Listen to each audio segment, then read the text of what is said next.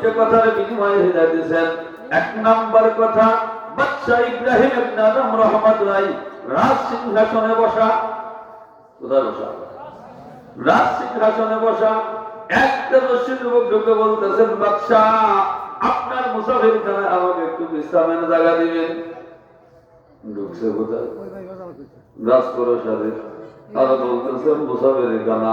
বাদশার মেজাজ খারাপ হয়ে গেছে, যুবক ঠাট্টার জায়গা পাও না, ঢুকছো আমার রাজপ্রাসাদে আর বলা মুসাফির খানা।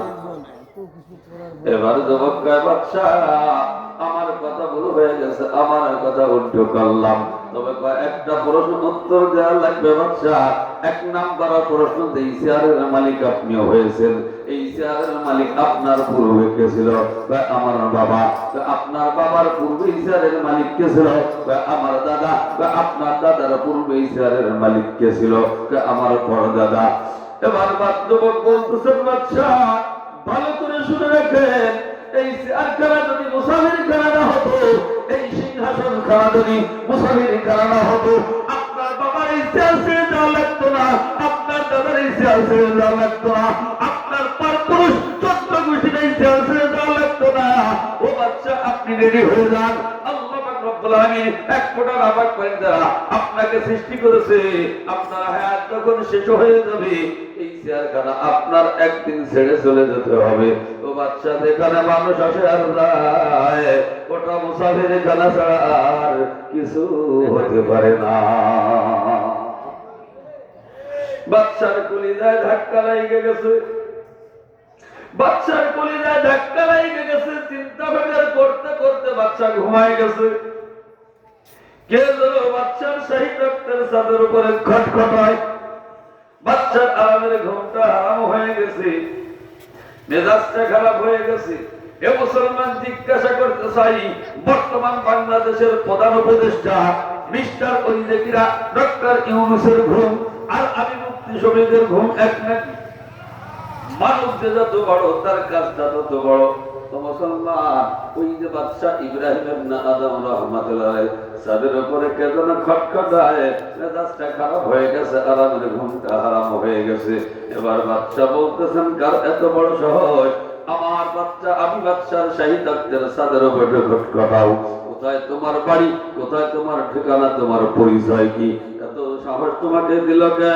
এবার ছাদের দিকে আসে, গুপ্তে হাতে গায়ে শাহে জাহাঙ্গীর, গুপ্তে হাতে গায়ে শাহে জাহাঙ্গীর, শতরগম করদা আম্মান মোগল সম্পীর, শতরগম করদাই তো দর বয়াবা, শতর জোই কুনি বর কসর শাহ, अगर ईजा नया बम्मन शतरा तो काया भी दरी तकते खुदारा, तो काया भी दरी तकते खुदारा। सदर থেকে আওয়াজ লাগায়, গুপ্তে হাতে বিকায় শাহে জাহাঙ্গীর, শতরগম করদা আম্মান মোগল সম্পীর। ও বাচ্চা, আমি একজন মুসাফির মানুষ। ও বাচ্চা, আমি একজন মুসাফির মানুষ। একটা মাত্র উটের মালিক ছিলাম, আমার উটটা হারাই গেছে। আমার হারানো উটটা আপনার শাহী তখ্তের ছাদের উপরে খোঁজ করতেছি। বাচ্চার মেজাজ আরো খারাপ হয়ে গেছে। খারাপ হওয়ার কথা, আমি এখানে উঠে অথবা ঘোড়ায় চড়ে ওয়াজে আসছি। উট যদি হারায় যায়, ঘোড়া যদি হারায় যায়, আমি যদি এই মসজিদের ছাদের উপরে তালাশ করি, আমার বিয়াকুব ছাড়া কিছু বলবে? এবার বাচ্চা উত্তর দেয়, শতরগম করদা তু দর বয়াবা, শতর জুই কুনি বর কসর শাহ। ও বিয়াকুব, তোমার উটটা হারাই গেছে। জঙ্গলে গিয়ে দেখো, ময়দানে গিয়ে দেখো, তোমার হারানো উটটা খোঁজ করে পাওয়া যায় কিনা। আমি বাচ্চার শাহী তখ্তের ছাদের উপরে গিয়ে তোমার হারানো উটটা খোঁজ করে পাওয়া যাবে।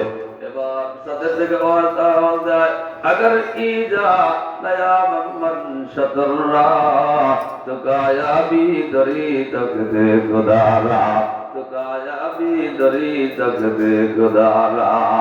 তাদের থেকে আদায় বাদশা একটা মাত্র উটের মালিক ছিলাম, আমার উটটা হারিয়ে গেছে।